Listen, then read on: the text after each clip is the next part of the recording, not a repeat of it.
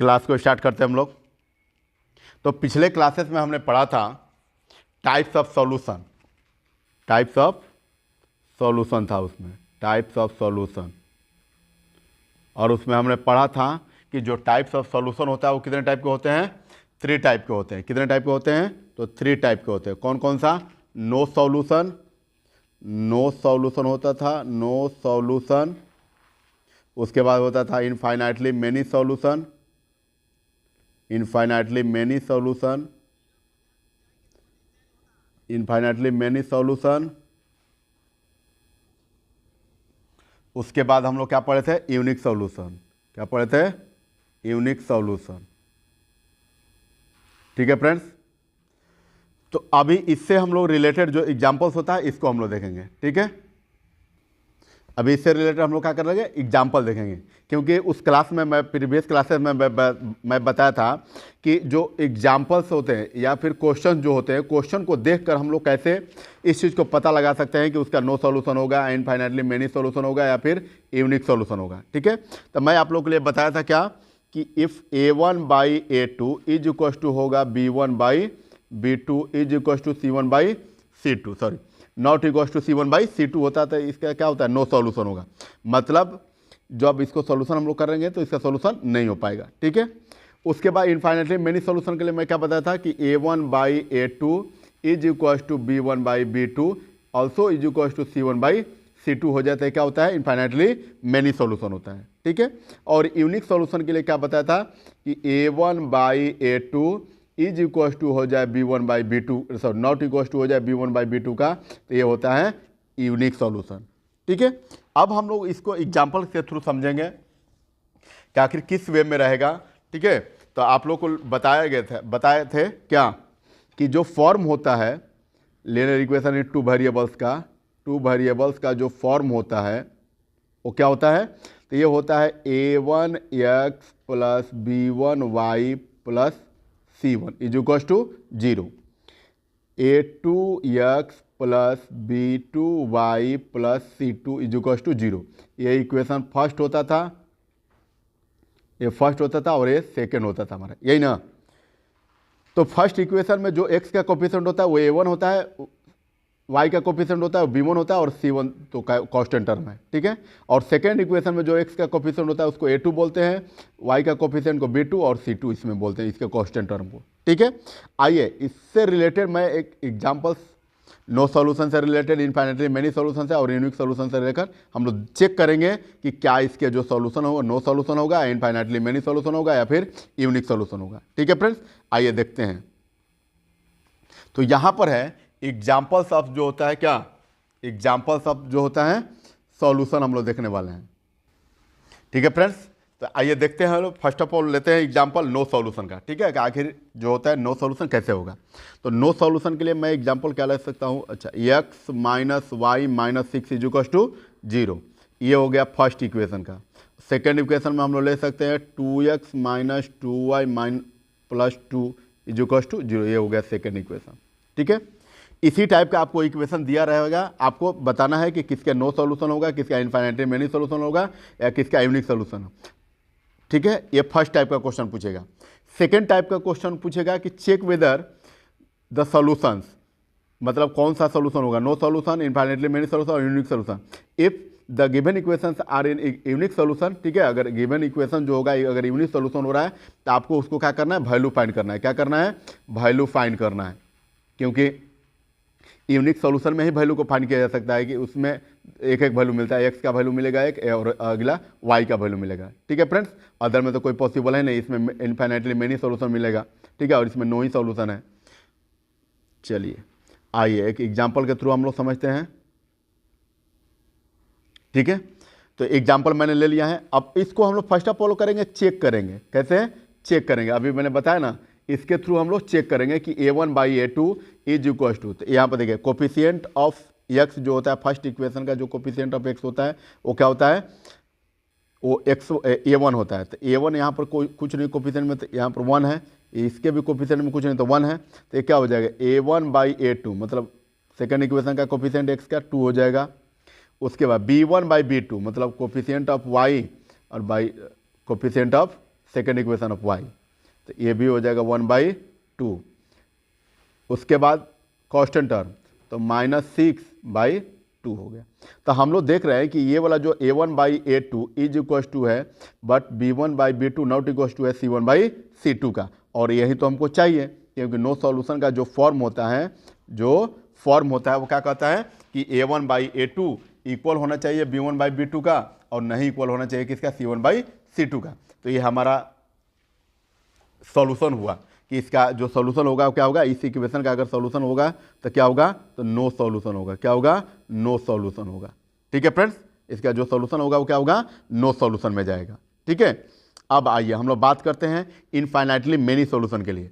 तो infinitely many solution के लिए मैं एक एग्जांपल ले रहा हूं, तो ये हो जाएगा 2x + y - 1 = 0। ये हो गया फर्स्ट इक्वेशन। उसके बाद हो जाएगा 4x + 2y - 2 = 0। ये हो गया सेकेंड इक्वेशन। ठीक है, अब इसको भी इसी की वजह से देखेंगे a1/a2 करके, b1/b2 और c1/c2 करके, और देखेंगे कि क्या हो रहा है। ठीक है, तो यहाँ पर है a1/a2 मतलब 2/4, फिर यहाँ पर y का कोफिशिएंट कुछ नहीं तो क्या हो जाएगा, 1 हो जाएगा। ये हो जाएगा a1/2 और ये कितना हो जाएगा, -1/-2, ये c1 का है ना, तो ये हो गया a माइनस प्लस हो गया। और यहाँ से हम लोग जब सिंप्लीफाई करेंगे तो ये भी क्या हो जाएगा, ये 1/2 हो गया। तो ये 1/2 हुआ, ये भी 1/2 हुआ और ये भी 1/2 हुआ। तो हम लोग देख रहे हैं कि a1/a2 इज इक्वल टू है b1/b2 का, also b1/b2 is equal to है c1/c2 का। तो हम लोग क्या हो गया, a1/a2 इज इक्वल टू हो गया यहाँ पर b1/b2 इज इक्वल टू हो गया c1/c2 का।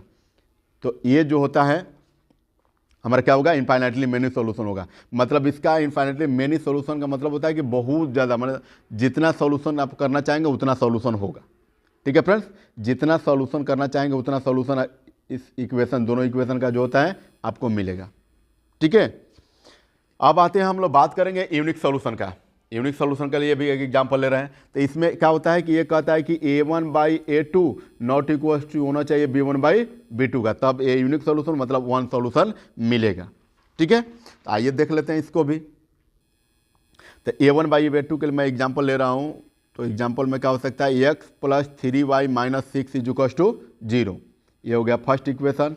उसके बाद 2x - 3y - 12, ये हो गया सेकेंड इक्वेशन। ठीक है, इक्वेशन नंबर सेकेंड हो गया ये।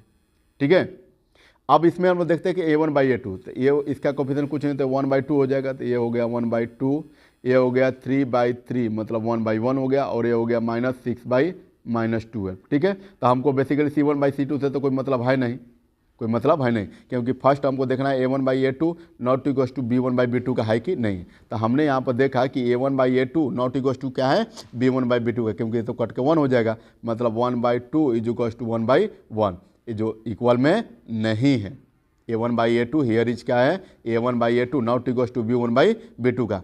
तो इस टाइप का जो इक्वेशन होता है इसका सॉल्यूशन जो होता है ग्राफिकली में मिलेगा। ठीक है, या फिर ऐसे भी सिंप्लीफाई करेंगे, आपके पास मेथड होता है, सॉल्यूशन का जो होता है मेथड होता है। ग्राफिकली अगर नहीं सॉल्यूशन करना होता है तो उसके बाद मेथड होता है, मेथड ऑफ सॉल्यूशन, जो हम लोग नेक्स्ट टॉपिक में पढ़ेंगे। ठीक है, तो मेथड ऑफ सॉल्यूशन होता है substitution method, cross multiplication method, ठीक है, एलिमिनेशन मेथड, ये सब मेथड होता है। ठीक है, तो अभी हम लोग देखेंगे केवल कि एग्जाम्पल के थ्रू मैंने आपको क्या किया, समझाया। ठीक है, आपने देखा कि इस जो इक्वेशन का होगा वो नो सॉल्यूशन हो रहा है, इस इक्वेशन का इनफाइनाइटली मेनी सॉल्यूशन हो रहा है, और इस इक्वेशन का जो होता है यूनिक सॉल्यूशन मतलब इसमें 1 सॉल्यूशन मिलेगा।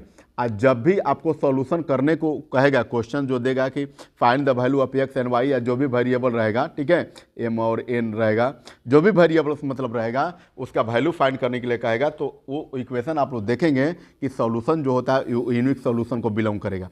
मतलब a1/a2 नॉट इक्वल टू होगा b1/b2 का, क्योंकि अगर ऐसा नहीं हो रहा है तो हम लोग बाकी अदर इक्वेशन को सिंप्लीफाई नहीं कर सकते हैं। ठीक है, एक यूनिक सॉल्यूशन है जिसका हम लोग वैल्यू जो होता है किसी भी मेथड से, सब्स्टिट्यूशन मेथड या क्रॉस मल्टीप्लिकेशन मेथड या एलिमिनेशन मेथड, ठीक है, से हम लोग सॉल्व कर सकते हैं, या फिर ग्राफिकल रिप्रेजेंटेशन के माध्यम से भी जो होता है वैल्यू हम लोग फाइंड कर सकते हैं।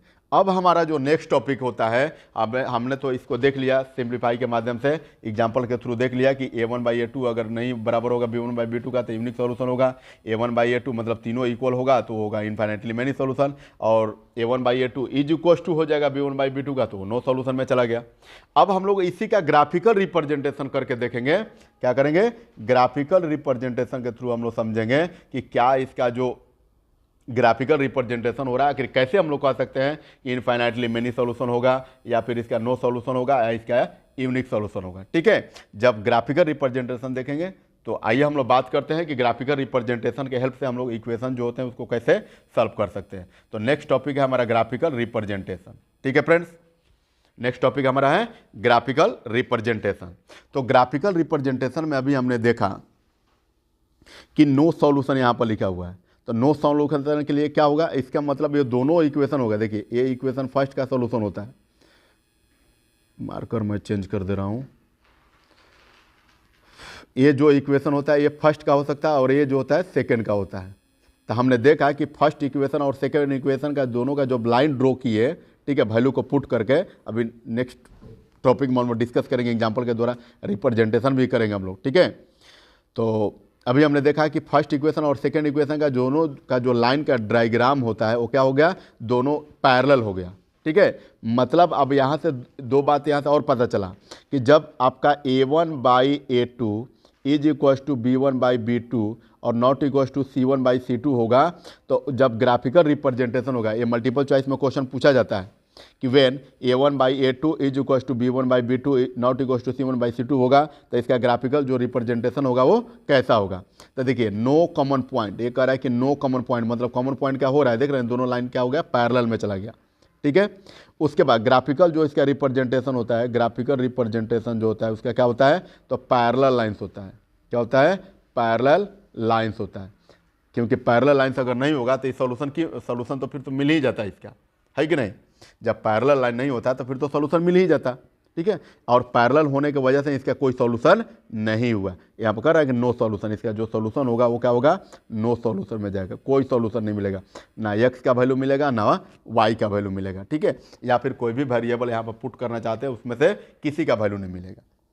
ठीक, अब आइए, अब हम लोग बात कर रहे हैं इनफाइनाइटली मेनी सॉल्यूशन का ग्राफिकल रिप्रेजेंटेशन। तो इनफाइनाइटली मेनी सॉल्यूशन का ग्राफिकल रिप्रेजेंटेशन जब आप लोग किसी वैल्यू को लेकर रिप्रेजेंट करना चाहेंगे तो आप लोग पाएंगे कि a1/a2 इज इक्वल टू है b1/b2 का इज इक्वल टू है c1/c2 का। ठीक है, तो इसका मतलब क्या हुआ कि जब दोनों इक्वेशन का ग्राफ रिप्रेजेंट करना चाहेंगे तो ये दोनों पर क्या होगा? एक ही पर कोइंसाइड करेगा। क्या करेगा? देख रहे हैं ना कि ये दोनों पर एक ही पर कोइंसाइड, एक ये बोले रेड वाला जो होता है इंडिकेट कर रहा है फर्स्ट ग्रुप फर्स्ट इक्वेशन का, और सेकेंड वाला जो ग्रीन वाला है वो लाइन किसको रिप्रेजेंट कर रहा है? वो सेकेंड इक्वेशन का कर रहा है। ठीक है, हम देख रहे हैं कि ये दोनों पर क्या कर गया है? एक कोइंसाइड कर गया है। क्या कर गया है? दोनों इक्वेशन का जो ग्राफिकल रिप्रेजेंटेशन होता है, बोथ इक्वेशन का जो ग्राफिकल रिप्रेजेंटेशन होता है वो क्या कर गया? एक दूसरे पर कोइंसाइड हो गया। क्या हो गया? कोइंसाइड। कोइंसाइड होने का मतलब एक के ऊपर एक को चढ़ना। ठीक है, एक के ऊपर एक का होना, मतलब अब ये पहला वाला जो लाइन होगा उसका भी सॉल्यूशन वही होगा, दूसरा वाला लाइन का वही सॉल्यूशन, मतलब जितना फर्स्ट का सॉल्यूशन उतना सेकंड का सॉल्यूशन, इसलिए हम लोग क्या बोलते हैं इसको? Infinitely many solution. तो इसका ग्राफिकल जो रिप्रेजेंटेशन होता है, ग्राफिकल जो रिप्रेजेंटेशन होता है वो क्या हो गया? तो ये कहता है कोइंसिडेंट करेगा, कोइंसिडेंट करेगा, कोइंसिडेंट लाइन होगा। ठीक है, मतलब दोनों लाइन एक ही पर होगा। उसके बाद कह रहा है कि जब सॉल्यूशन का बात किया जाए, जब हम लोग सॉल्यूशन का बात करेंगे तो सॉल्यूशन कितना होगा? तो इसका जो सॉल्यूशन होगा इनफाइनाइटली मेनी सॉल्यूशन होगा, इनफाइनाइटली मेनी सॉल्यूशन होगा। ठीक है फ्रेंड्स, ग्राफिकल रिप्रेजेंटेशन आपने पढ़ लिया कि जब a1/a2 is equal to b1/b2 हो is equal to also c1/c2 हो तो क्या होगा? ग्राफिकल रिप्रेजेंटेशन इसका कॉन्सिडेंट होगा, और सॉल्यूशन का जब बात करेंगे तो मेनी सॉल्यूशन होगा। अब a1/a2 नॉट इक्वल होगा b1/b2 का, नॉट इक्वल टू c1/c2 होगा, तो उसका ग्राफिकल रिप्रेजेंटेशन पैरेलल लाइन। उसके बाद जब सॉल्यूशन का बात करेंगे तो क्या हो जाएगा? नो सॉल्यूशन हो गया। ठीक है, अब लास्ट जो हमारा टाइप बचा हुआ है यूनिक सॉल्यूशन का, इस पर हम लोग डिस्कस करते हैं। तो इसका जो फॉर्म होता है क्या होता है? तो a1/a2 not equal to b1/b2 होता है, नॉट इक्वल टू b1/b2 होगा। ठीक है, तो हमने यहाँ पर जब देखा कि a1/a2 not equal to b1/b2 है और दोनों का ग्राफिकल जब रिप्रेजेंटेशन करेंगे, ये हो गया फर्स्ट का ग्राफिकल रिप्रेजेंटेशन और ये हो गया सेकंड का ग्राफिकल रिप्रेजेंटेशन, तो ये दोनों लाइन क्या हो गया, कहीं ना कहीं कट किया हुआ है यहाँ पर। तो जहाँ पर वो इंटरसेक्ट करेगा, क्या करेगा, जहाँ पर वो इंटरसेक्ट करेगा वहीं से उसका एक्स और वाई का जो दो वेरिएबल्स जो भी होगा, चाहे एक्स वाई होगा या mn होगा या कुछ भी जो भी वेरिएबल्स होगा, वहाँ से दोनों का एक एक वैल्यू मिलेगा। ठीक है फ्रेंड्स, अदर बाकी किसी में ना इनफाइनाइट नो सॉल्यूशन में ना इनफाइनाइट मेनी सॉल्यूशन में वैल्यू मिलने जा रहा है। ठीक है, और इंटरसेक्टिंग जो लाइन होता है उसी में हम लोग वैल्यू को फाइंड कर सकते हैं। ठीक है, उसी में हम लोग वैल्यू को क्या कर सकते हैं, फाइंड कर सकते हैं, क्योंकि यहाँ से दोनों लाइन का जो रिप्रेजेंटेशन है वो क्या कर गया, इंटरसेक्ट कर गया। तो जब इंटरसेक्ट करिएगा तो जहाँ पर वो इंटरसेक्टिंग पॉइंट होता है वहीं से वो कोऑर्डिनेट मिलता है एक्स और वाई का, एक्स और वाई का, और एक्स का जहाँ पर भी कोऑर्डिनेट मिलेगा अगर इसके पैरेलल में तो एक्स का वैल्यू हो जाएगा और इसके इक्वल में है तो ये वाई का वैल्यू हो जाएगा। ठीक है फ्रेंड्स, तो आइए इसका ग्राफिकल रिप्रेजेंटेशन देख लेते हैं। तो ग्राफिकल जो रिप्रेजेंटेशन का बात किया तो इसका ग्राफिकल रिप्रेजेंटेशन क्या हो रहा है, तो कह रहा है कि इंटरसेक्ट कर रहा है, दोनों का लाइन देख रहे हैं ना, इंटरसेक्ट कर रहा है, तो क्या हो जाएगा, इंटरसेक्टिंग लाइन्स हो जाएगा, इंटरसेक्टिंग लाइन्स हो जाएगा। मतलब दोनों इक्वेशन का लाइन जो होता है एक दूसरे को कहीं ना कहीं किसी पॉइंट पर इंटरसेक्ट कर जाएंगे, तभी तो वहाँ से सोल्यूशन मिलेगा। बिना ये किए, बिना इंटरसेक्ट किए तो सोल्यूशन मिलेगा नहीं, क्योंकि अभी देखा कि आपने कि नो सोल्यूशन होने की वजह से क्या हो गया, दोनों लाइन पैरेलल हो गया है। इनफाइनाइटली मेनी सोल्यूशन के लिए दोनों लाइन कॉन्सिडेंट कर गया, मतलब एक पर एक चढ़ गया। ठीक है, बट जब यूनिक सोल्यूशन आपको चाहिए तो यूनिक सोल्यूशन के लिए क्या होना चाहिए, ग्राफिकल रिप्रेजेंटेशन आप करेंगे ही। जब आप चेक करेंगे किसी एग्जाम्पल्स को लेकर, जब आप चेक करेंगे किसी एग्जाम्पल्स को लेकर तो आप पाएंगे कि दोनों का ग्राफिकल रिप्रेजेंटेशन दोनों इक्वेशन का जब करेंगे तो एक दूसरे को क्या करेगा, इंटरसेक्ट करेगा, एक दूसरे को क्या करेगा, इंटरसेक्ट करेगा। और जिस पॉइंट पर क्या करेगा, जिस पॉइंट पर वो दोनों इक्वेशन जो होता है क्या करेगा, इंटरसेक्ट करेगा, वहीं से आपको क्या मिलेगा, एक्स और वाई का वैल्यू मिलेगा, एक्स और वाई का वैल्यू मिलेगा। तो ग्राफिकल रिप्रेजेंटेशन आपने देख लिया यूनिक सॉल्यूशन का, ये इंटरसेक्टिंग लाइन होता है और इसमें वन कॉमन पॉइंट होता है, ठीक है ना, एक कॉमन पॉइंट होता है जहाँ से हमको क्या मिलता है, वैल्यू मिलता है। अब बात करेंगे सॉल्यूशन का, तो जो सॉल्यूशन होता है वो क्या होता है, जो सॉल्यूशन होता है वो क्या होगा, वन सॉल्यूशन होगा, वन एक्स का और वन वाई का, वन सॉल्यूशन होगा, क्या होगा, वन सॉल्यूशन होगा। ठीक है फ्रेंड्स, तो अभी आपने डिस्कस किया कि जो नो सॉल्यूशन का ग्राफिकल रिप्रेजेंटेशन होता है वो कैसा होता है, तो पैरेलल लाइन हो जाएगा। इनफाइनाइटली मेनी सॉल्यूशन का जो ग्राफिकल रिप्रेजेंटेशन होगा वो क्या होगा, कॉन्सिडेंट होता है। और यूनिक सॉल्यूशन का ग्राफिकल रिप्रेजेंटेशन कैसा होता है, इंटरसेक्टिंग लाइन होता है। क्या होता है, इंटरसेक्टिंग लाइन होता है। एक बार और मैं रिपीट कर रहा हूं कि जब नो सॉल्यूशन होगा मतलब a1/a2 इज इक्वल टू होगा b1/b2 का, is equal not equal to होगा c1/c2 का, तो इसका ग्राफिकल रिप्रेजेंटेशन क्या होगा, तो पैरेलल लाइंस होगा। क्या होगा, पैरेलल लाइंस होगा। और बात करेंगे जब सॉल्यूशन का, तो सॉल्यूशन में क्या होगा, नो सॉल्यूशन इसका होगा। क्या होगा, नो सॉल्यूशन होगा। ठीक है फ्रेंड्स, इस टाइप से ग्राफिकल रिप्रेजेंटेशन से रिलेटेड जो क्वेश्चन होते हैं आपका मल्टीपल चॉइस में क्वेश्चन पूछा जाता है। किसमें, मल्टीपल चॉइस क्वेश्चन में पूछा जाता है। ठीक है फ्रेंड्स, अब नेक्स्ट बात करते हैं इनफाइनाइटली मेनी सॉल्यूशन का। तो इनफाइनाइटली मेनी सॉल्यूशन का हम लोग ग्राफिकल रिप्रेजेंटेशन देखें तो इनफाइनाइटली मेनी सॉल्यूशन के लिए क्या होता है, तो a1/a2 इज इक्वल टू होगा b1/b2 का, इज इक्वल टू होगा c1/c2 का। तो इसका ग्राफिकल जो रिप्रेजेंटेशन होगा क्या होगा, कॉन्सिडेंट होगा। क्या होगा, कॉन्सिडेंट होगा। ग्राफिकल रिप्रेजेंटेशन कैसा होगा, कॉन्सिडेंट होगा। मतलब आपको दिया जाएगा इक्वेशन, तो आप इक्वेशन को चेक करके बता सकते हैं कि a1/a2 is equal to b1/b2 also is equal to c1/c2 है, तो इसका ग्राफिकल रिप्रेजेंटेशन कैसा होगा, तो कॉन्सिडेंट लाइन होगा। क्या होगा, कॉन्सिडेंट लाइन। और बात किया जाए इसका सॉल्यूशन का, तो सॉल्यूशन क्या होता है, तो सॉल्यूशन होगा infinitely many solution, infinitely many solution होगा। ठीक है फ्रेंड्स, इनफाइनाइटली मेनी सॉल्यूशन होगा। ठीक है, अब यूनिक सॉल्यूशन के लिए हम लोग बात करेंगे। तो यूनिक सॉल्यूशन के लिए ग्राफिकल रिप्रेजेंटेशन कैसा होता है, तो जब आप चेक करेंगे कि a1/a2 नॉट इक्वल टू होगा b1/b2 का, तब इसका ग्राफिकल रिप्रेजेंटेशन जो होता है कैसा होता है, तो इंटरसेक्टिंग लाइंस होता है। क्या होता है, इंटरसेक्टिंग लाइंस होता है। ठीक है, ग्राफिकल रिप्रेजेंटेशन कैसा होगा, इंटरसेक्टिंग लाइंस होता है। अब हम लोग बात करेंगे इसका सॉल्यूशन का, तो सॉल्यूशन कितना होगा, तो वन सॉल्यूशन होता है। कितना सॉल्यूशन होता है, वन सॉल्यूशन होता है। ठीक है फ्रेंड्स, आई होप आप लोग को अच्छे से समझ में आया होगा। अब हम लोग नेक्स्ट टॉपिक की तरफ बढ़ते हैं। ठीक है, अब यहाँ पर कह रहा है कि अच्छा डिफिनेशन यहाँ पर दिए हुए हैं, तो यहाँ पर कह रहा है कि नो सॉल्यूशन का जो डिफिनेशन है क्या कह रहा है कि इन दिस केस, इस केस में क्या होता है, नो सॉल्यूशन जो होता है, नो सॉल्यूशन के केस में क्या होता है, तो कह रहा है कि the two lines are parallel. लो यहाँ पर जो होता है लाइन्स जो होते हैं पैरेलल होता है। देखे ना आपने कि दोनों जो लाइन्स होता है, दोनों इक्वेशन का जो लाइन्स होता है वो क्या होता है, पैरेलल हो गया है। ठीक है, तो वहीं कह रहा है कि in this case two lines are parallel and will never intersect. कह रहा है कि दोनों लाइन पैरेलल हो गया तो ऑब्वियसली है कि वो कहीं पर इंटरसेक्ट नहीं करेगा। ठीक है फ्रेंड्स, मतलब नो सॉल्यूशन का जो ग्राफिकल रिप्रेजेंटेशन होता है वो क्या होता है, कह रहा है कि ये पैरेलल लाइंस होता है जो नेवर इंटरसेक्ट, कभी इंटरसेक्ट नहीं करता है, क्योंकि पैरेलल लाइंस कभी इंटरसेक्ट नहीं करेगा। पैरेलल लाइन अगर इंटरसेक्ट करता तो फिर पैरेलल लाइन क्यों बोलते हैं, है कि नहीं है। ठीक है, क्योंकि पैरेलल लाइन का डिफिनेशन होता है कि two lines are said to be parallel if their two lines are said to be parallel if their distance between them are equal.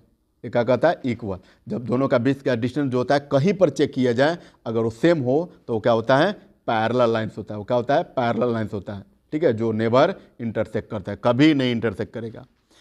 अब हम लोग बात करेंगे इनफाइनाइटली मेनी सॉल्यूशन का। तो इनफाइनाइटली मेनी सॉल्यूशन कह रहा है कि if you simplify the equation, कह रहा है कि जब आप इक्वेशन को क्या करेंगे, सिंप्लीफाई करेंगे। क्या करेंगे, इक्वेशन को सिंप्लीफाई करेंगे using of infinite solution formula. तो आप क्या करेंगे, इनफाइनाइटली मेनी सॉल्यूशन आप मिलेगा। ठीक है, और method will go both side equal, मतलब ये दोनों पार्ट जो होता है क्या होता है, इक्वल हो जाएगा। फर्स्ट इक्वेशन वाला भी जो होता है सोल्यूशन इक्वल हो जाएगा, सेकंड इक्वेशन का जो सोल्यूशन हो वो भी दोनों इक्वल हो जाएगा। तभी तो एक दूसरे पर कोइंसाइड करेगा, तभी तो जो दूसरे पर होता है एक कोइंसाइड करेगा। ठीक है फ्रेंड्स, अब हम लोग बात करेंगे यूनिक सॉल्यूशन का।